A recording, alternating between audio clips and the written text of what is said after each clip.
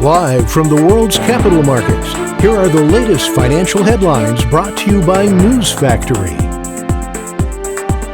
Hello and welcome to Friday's Daily Financial Report.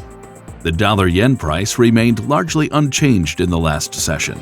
The ROC's negative signal contradicts our overall technical analysis. The Bitcoin-dollar pair dove 3.9% in the last session. The CCI indicates an oversold market. The last session saw the gold drop 0.4% against the dollar. The ultimate oscillator is giving a negative signal. The oil-dollar pair exploded 1.1% in the last session. The ultimate oscillator is giving a positive signal. And now let's hear what our chief analyst picked up for us today. UN agency UNCTAD says a surge in container shipping rates poses a threat to the global economic recovery, with small countries dependent on deliveries by sea expected to be hardest hit by a spike in import prices.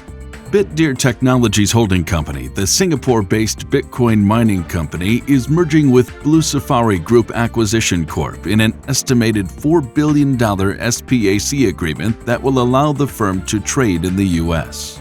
The euro rebounded away from 16-month lows versus the dollar as traders assessed whether the U.S. currency's recent surge, fueled by differing expectations for interest rate rises, had gone too far. Those were today's major economic events, and now moving on to world financial headlines.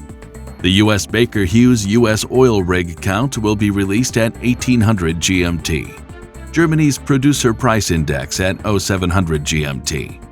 Italy's industrial sales at 0900 GMT. Japan's CFTC JPY NC net positions will be released at 2030 GMT. The UK's GfK consumer confidence at 0100 hours 1 minute GMT.